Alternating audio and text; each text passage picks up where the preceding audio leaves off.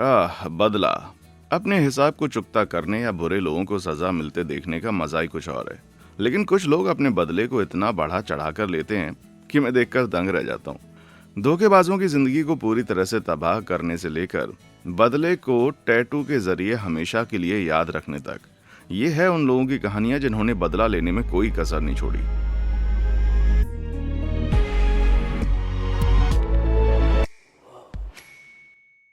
ऊंचाई पर मोटरसाइकिल। इस सीरीज के पिछले वीडियो में मैंने भारतवासियों को अपनी बदले की कहानियों को कहने के लिए भेजा था और आप लोगों ने ढेर सारी शानदार कहानियां भेजी। भले ही सभी कहानियां बहुत ही अच्छी थीं, लेकिन कुछ तो बिल्कुल ही अलग स्तर पर थीं। जैसे कि ये कहानी जो यूके से ट्रेसी ने भेजी। ट्रेसी के पति गैरी एक लोकल स्टील फैक्ट्री में काम करते हैं। वहाँ उनका एक साथी, जिसे हम डेरेक कहेंगे, मजाक करने का बहुत शौक था उसे। सचमुच बहुत ज्यादा शौकीन था वो टेबल पर कप्स को सुपर ग्लू से चिपका देता। जब लोग ध्यान नहीं दे रहे होते तो उनके ड्रिंक्स में चुपके से तीखी सॉस या नमक मिला देता या उनके सेफ्टी बूट्स में कीचड़ भर देता। कुल मिलाकर काफी बचकानी हरकतें। फिर एक दिन उसने गैरी के सेफ्टी हेलमेट के अंदर ग्लू लगा दिया और जब वो उसे उतारने गया तो उतार ही नहीं पाया। आखिरकार गैरी को हेलमेट को निकालने के लिए अपने बाल काटने पड़े। अब उसके पास अपने बाकी बालों को भी मुंडवाने के अलावा कोई ऑप्शन नहीं बचा। यह हद से ज्यादा हो गया था। गैरी ने डेरेक को सबक सिखाने के लिए बहुत सोचा। डेरेक को सिर्फ दो चीजें पसंद थीं, मजाक करना और उसकी मोटर बाइक। वो अपनी मोटर बाइक से बहुत प्यार करता था। वो उसका गर्व और खुशी थी। वो हर दिन उसे लेकर काम पर आता था और तभी गैरी के दिमाग में एक शानदार योजना आई। उस शुक्रवार को गैरी साइट की एक क्रेन ऑपरेटर के पास आया जो डेरेक के मजाकों को अच्छी तरह से जानता था। गैरी ने उससे एक मदद मांगी। क्या वो क्रेन से डेरेक की मोटर बाइक उठाकर उनकी बिल्डिंग की छत पर रख सकता है? क्रेन ऑपरेटर ने बिना सवाल किए खुशी खुशी आंखें दी। दिन खत्म होने पर क्रेन ऑपरेटर जल्दी से वहां से निकल गए। जब डेरेक पार्किंग लॉट में पहुंचा तो उसकी प्यारी मोटर बाइक गायब थी। पहले उसे लगा कि बाइक चोरी हो गई, लेकिन फिर उसने अपने साथियों को छत की ओर इशारा करते और हंसते देखा। तभी उसे समझ में आया कि हुआ क्या होगा। लेकिन चूंकि सभी क्रेन ऑपरेटर पहले ही जा चुके थे, मोटा बाइक को नीचे लाने का कोई तरीका नहीं था। डेरेक को पूरा वीकेंड अपनी प्यारी बाइक के बिना बिताना पड़ा। आने जाने के लिए महंगी टैक्सियों का खर्चा उठाना पड़ा। अगले सोमवार को जब वो आया तो गुस्से से भरा हुआ था। उसने मांग की कि कोई उसकी बाइक नीचे उतारे और उसके टैक्सी के सारे पैसे चुकाए, लेकिन उसकी हरकतों से तंग आ चुके क्रेन ऑपरेटर्स ने मना कर दिया और बाइक को वहीं छोड़ दिया। डेरेक ने उनसे मिन्नतें की, गिड़गिड़ाया, लेकिन शायद वो बाइक अभी भी छत पर ही है। खैर, जब भी वो नीचे आएगी तो मुझे नहीं लगता कि डेरेक फिर कभी मजाक करने की हिम्मत करेगा। नहीं भूलूंगा तेरी दगाबाजी। पश्चिमी देशों की शादियों में आमतौर पर दुल्हन के पिता शादी का सारा खर्च उठाते हैं, लेकिन पॉल नाम के एक दर्शक ने मुझे जो कहानी भेजी उसमें दुल्हन के पिता को अपनी सोच से कहीं ज्यादा पैसा खर्चा करना पड़ा। पॉल का पुराना फौजी दोस्त, जिसे हम पीट कहेंगे, शादी करने वाला था। ऐसा इसलिए क्योंकि उसकी होने वाली सास ससुर ने उसे बार बार कहा कि वो उनकी बेटी को इज्जतदार औरत बनाए। पीट की मंगेतर रेबिका की शादी के लिए बहुत महंगे सपने थे और उसके पिता इन सारे खर्चों को देने के लिए तैयार थे। लेकिन अपनी बैचलरेट पार्टी के दौरान नशे में धुत रेबिका ने अपने दोस्तों के सामने कबूल किया कि उसने पीट को धोखा दिया था, और सिर्फ एक बार नहीं बल्कि इतनी बार कि वो गिन भी नहीं सकती थी। ये खबर जल्दी पॉल तक पहुंची और एक अच्छे दोस्त की तरह उसने तुरंत ही पीट को बताया जो उसने सुना था। वो समझ रहा था कि पीट इस पर बड़ी प्रतिक्रिया देगा, लेकिन आश्चर्यजनक रूप से पीट हंसने लगा। पता चला पीट को पहले से संदेह था कि रेबिका बेवफा है और उसने उसका पीछा करने के लिए एक प्राइवेट जासूस हायर कर रखा था। वो पॉल को आश्वस्त करते हुए बोला कि सच्चाई सही समय पर सामने आएगी। शादी का दिन आ गया। दूल्हा दुल्हन एक दूसरे की उंगलियों में अंगूठियां पहना रहे थे, लेकिन जब रेबिका ने मैं स्वीकार करती हूँ कहा तो पीट ने जवाब दिया, मैं स्वीकार नहीं करता। फिर पीट ने सैकड़ों मेहमानों की ओर देखा। उसने अपनी कुर्सियों के नीचे देखने को कहा। वहां हर किसी को एक पैकेट मिला जिसमें रेबिका की तस्वीरें थीं और दूसरे मर्दों के साथ चुम्मा चाटी कर रही थी। जब सारे मेहमान रेबिका पर चिल्ला रहे थे, पीट और उसके दोस्त जो इस योजना में शामिल थे चुपके से बार से शैंपेन की कई बोतलें लेकर निकल गए। फौजी स्टाइल में वे सीधे पीट के परिवार के घर पहुंचे। वहां उन्होंने जल्दी जल्दी रेबिका का सारा सामान निकाला, उसे आंगन में फेंक दिया और फिर घर के ताले बदल दिए। खैर, मैं कह सकता हूं कि उसने वास्तव में उसे एक ईमानदार महिला बना ही दिया। उसने सभी को दिखा दिया कि वो एक धोखेबाज थी। क्या आपके पास कोई ऐसी बदले की कहानी है जो इससे बेहतर हो? आप इसे revenge@beamaze.com पर भेज सकते हैं और शायद आप इस सीरीज के अगले भाग में शामिल हो सकते हैं। ठीक है, तो अब अगला क्या है? गहरा पानी। मकान मालिक कुछ अच्छे होते हैं, कुछ बुरे और कुछ तो बिल्कुल शैतान जैसे होते हैं। लेकिन अगर आपने कभी किसी खराब मकान मालिक के साथ रहने का दुख झेला है तो 14 साल पहले एक रेडिट यूजर की कहानी, जिसे हम एंजेला कहेंगे, आपको अपने किराए के पैसे की कीमत समझा सकती है। पुराने दिनों में एंजेला ने एक फ्लैट किराए पर लिया था जिसका मालिक एक कंजूस मकान मालिक था। वो मरम्मत पर पैसे बचाता, सीलन पर पेंट कर देता, जब भी हो सके किराया बढ़ा देता। आप जानते, टिपिकल घटिया किस्म का मकान मालिक था। एक ही साल में तीसरी बार किराया बढ़ाने के बाद एंजेला ने वहां से निकलने का फैसला किया। उसके लीज के आखिरी दिन उसने दोपहर 1 बजे तक सफाई कर ली थी और अपना सारा सामान हटा लिया था। हालांकि मकान मालिक ने उसे दोपहर 12 बजे तक अपार्टमेंट खाली करने को कहा था और इसी आधार पर उसकी पूरी सिक्योरिटी डिपॉजिट करीब 1 लाख रुपए दबा लिया। एंजेला बहुत गुस्से में थी, लेकिन उससे लड़ने के बजाय उसने समय का इंतजार करने का फैसला किया। 6 महीने बाद रात के अंधेरे में एंजेला चुपके से अपने पुराने अपार्टमेंट बिल्डिंग के पास गई। किसी को बिना दिखे उसने एक बाहर वाला नल ढूंढा जो उसने पहले बिल्डिंग की बेसमेंट की सीढ़ियों के पास देखा था।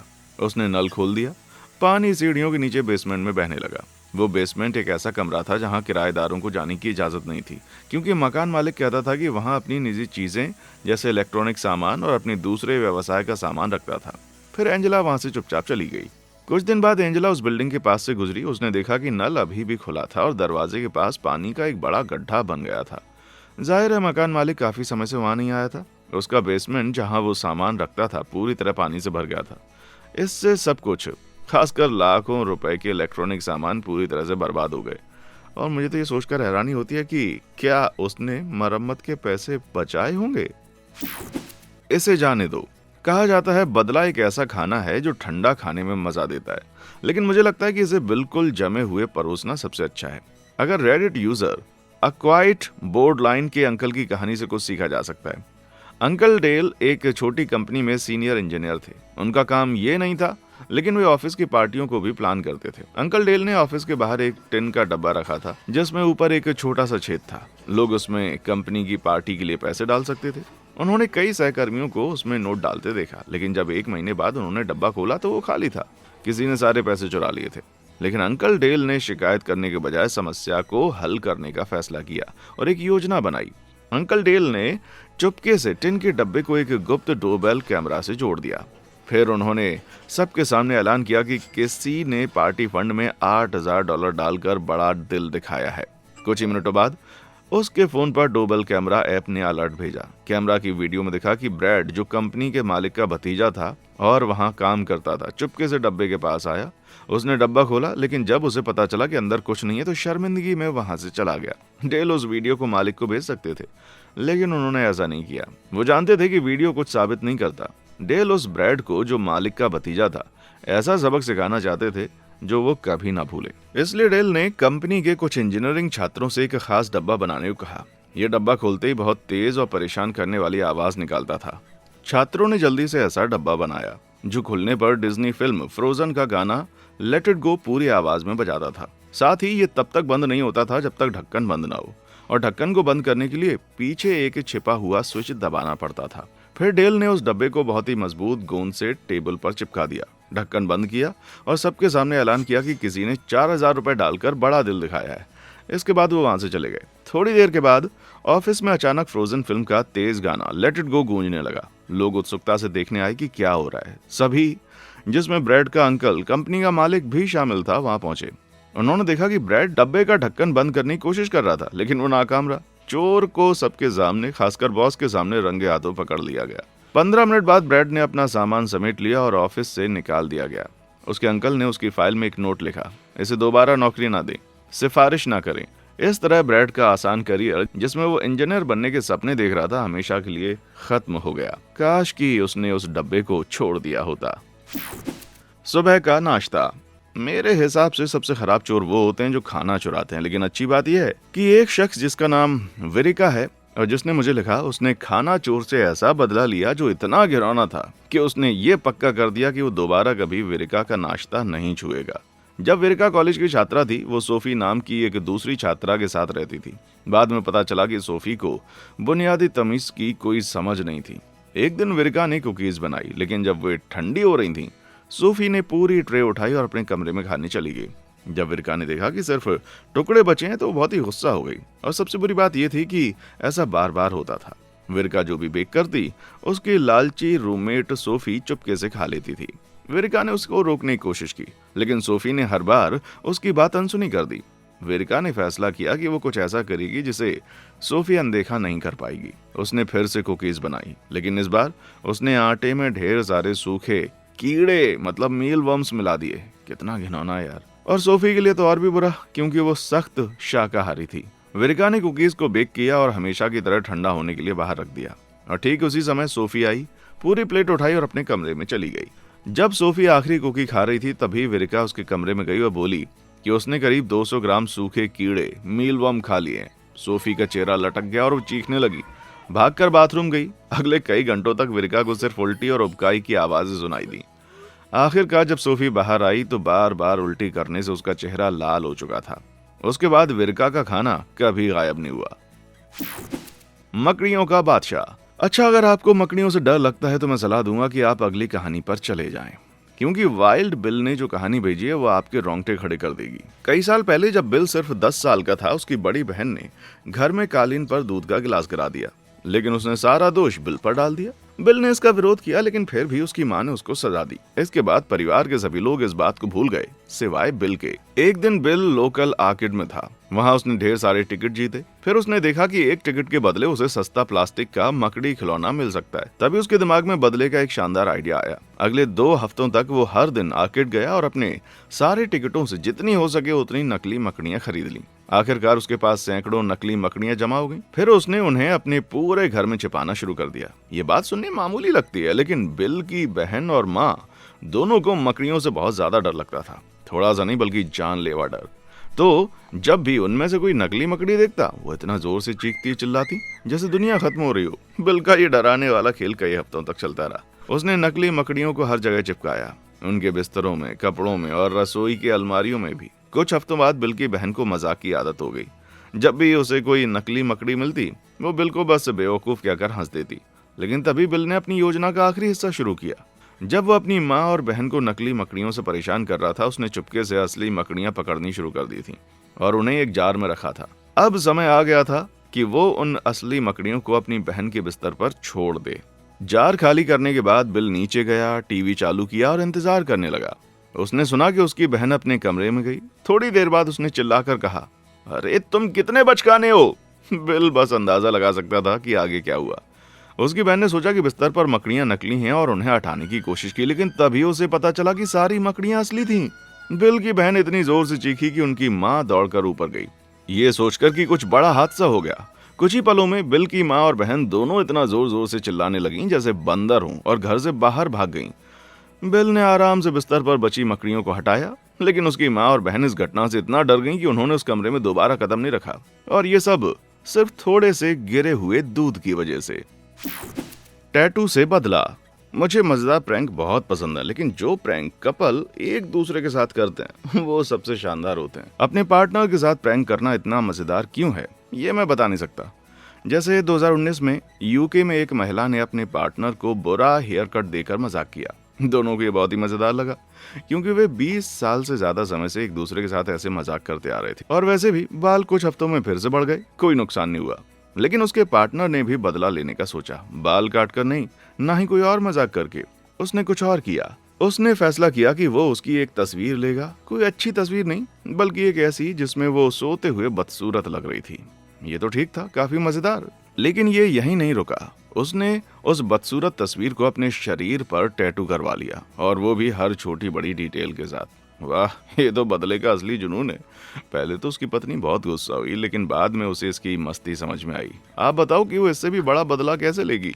नीचे कमेंट करके बताएं। एक और टैटू से बदला। बदले के लिए टैटू बनवाना मजेदार है, भले ही ये हमेशा के लिए रहता हो, लेकिन कभी कभी ये सही संदेश देता है। जैसे कि TikTok user modern day angel को पता चला उसके पूरे शरीर पर टैटू थे, जिसकी वजह से उसे कभी कभी टिकटॉक पर बुरे कमेंट्स मिलते थे। एक यूजर मैक्स ने तो बहुत ही घटिया कमेंट किया। हम सब जानते हैं कि इंटरनेट का सुनहरा नियम है, ट्रोल्स को कभी जवाब मत दो। पहले तो मॉडर्न डे एंजल ने ऐसा दिखाया कि जैसे वो इस बात को भूल जाएगा, लेकिन मैक्स ने अपने टिकटॉक को अपने फेसबुक अकाउंट से जोड़ा था। मॉडर्न डे एंजल ने वहां मैक्स की एक पोस्ट देखी जिसमें उसने अपने पिता की मृत्यु के बारे में लिखा था। तो मॉडर्न डे एंजल ने बदला लेने के लिए वही किया जो कोई चतुर इंसान करता। उसने मैक्स के पिता की तस्वीर अपनी जांघ पर टैटू करवा ली और वो मौत के देवता ग्रिम रीपर के ठीक बगल में। यह ऐसा अपमान था जिसके बारे में मैंने कभी नहीं सोचा था। लगता है मैक्स का पिता अब फरिश्तों के साथ है, या कम से कम एक आधुनिक फरिश्ते के साथ तो है ही। बदले की नाकामी। आमतौर पर मैं सिर्फ उन बदले की कहानियों को दिखाता हूं जो कामयाब होती हैं, लेकिन आज मैं एक ऐसी कहानी बताना चाहता हूं जो इतनी बुरी तरह उलट पलट गई कि ये दुनिया भर की खबरों में छा गई। डेविड और ईना स्टेनर, जो अमेरिका के मैसाचुसेट्स में रहते हैं, एक कपल हैं। वे ई कॉमर्स बाइट्स नाम का एक वीलॉग चलाते हैं और ई कॉमर्स की खबरों पर लेख छापते हैं। 2019 में ईना ने अपने ब्लॉग पर एक खबर छापी। उसमें ऑक्शन साइट ईबे के खिलाफ एक मुकदमे की बात थी और कंपनी की बड़ी आलोचना की गई थी। आप सोचेंगे कि ईबे जैसी बड़ी कंपनी एक छोटे से व्लॉग को नजरअंदाज कर देगी, लेकिन नहीं, कंपनी ने इस पर बहुत ध्यान दिया। उस समय ईबे के सीईओ डेविड वेनिंग, जो 22 अरब डॉलर की कंपनी चलाते थे, उन्होंने अपने कर्मचारियों को स्टेनर दंपत्ति को हराने का आदेश दिया। जल्दी स्टेनर दंपत्ति को ऐसी चीजें मिलने लगीं जो उन्होंने कभी मंगाई ही नहीं थी, और ये अच्छी चीजें नहीं थी। उन्हें एक अंतिम संस्कार का माला, एक किताब जो जीवन साथी के नुकसान से निपटने के बारे में थी, एक डरावना सुअर का मास्क, 5,500 रुपए का अजीब पिज्जा और यहाँ तक कि जिंदा मकड़ियां और कॉकरोच भी मिले। लेकिन ये सब कुछ नहीं था। ईबे के अधिकारियों ने नकली सोशल मीडिया अकाउंट से स्टेनर दंपत्ति पर भद्दे कमेंट्स किए, उन्हें धमकियां भेजी और यहाँ तक कि उनका पीछा भी किया। उन्होंने तो उनकी कार पर जीपीएस ट्रैकर लगाने की भी कोशिश की। वाह, ये तो मेरे हिसाब से बहुत ज्यादा बदला है। पता चला कि ये सब उनकी व्हाइट नाइट स्ट्रेटजी का हिस्सा था। योजना ये थी कि जब स्टेनर दंपत्ति परेशान होकर ईबे से इन पागल हरकतों की शिकायत करेंगे तो ईबे कहेगी कि वे उनकी मदद करेंगे और इन पागल स्टॉकर से बचाएंगे। असल में वे दंपत्ति को मैनिपुलेट करना चाहते थे ताकि वे ईबे के बारे में अच्छी खबरें लिखें, जबकि परेशान करने वाले खुद ईबे के लोग थे। तो उनकी योजना क्यों फेल हुई? यकीन नहीं करेंगे, पिज्जा की वजह से। जब पुलिस ने इस साइबर स्टॉकिंग की जांच शुरू की तो उन्होंने पाया कि पिज्जा खरीदने के लिए एक गिफ्ट कार्ड का इस्तेमाल हुआ था। वो कार्ड सिलिकॉन वैली में खरीदा गया था, जो ईबे के मुख्यालय से बस कुछ किलोमीटर दूर है। जो रेंटल कार स्टेनर दंपत्ति का पीछा करते हुए देखी गई थी, उसका लाइसेंस प्लेट भी उसी इलाके से जुड़ा था। इसके बाद पुलिस ने एफबीआई और ईबे के वकीलों को शामिल किया, जिसकी ईबे के अधिकारियों ने बिल्कुल उम्मीद नहीं की थी। उन्होंने नकली सोशल मीडिया अकाउंट्स, धमकी भरे पार्सल और पीछा करने की घटनाओं को ईबे की सेफ्टी एंड सिक्योरिटी यूनिट के कुछ लोगों से जोड़ दिया। कितनी अजीब बात है। इन लोगों में से किसी ने भी नहीं सोचा कि ये सब कभी उनके पास वापस ट्रेस हो सकता है। नवंबर 2022 तक 7 कर्मचारियों को इस पागलपन की साजिश में शामिल होने के लिए कुल 100 महीने से ज्यादा की जेल की सजा हुई। लेकिन सीईओ डेविड वेनिंग सितंबर 2019 में अपनी सीईओ की कुर्सी से हट गए और उन पर कोई इल्जाम नहीं लगा। तो बच्चों, याद रखो, अगर तुम कोई जटिल बदले की योजना बना रहे हो तो ये पक्का कर लो कि तुम्हारे पास ढेर सारे लोग हों जो पकड़े जाने पर तुम्हारी जगह सजा भुगत लें। सुइयों का बदला।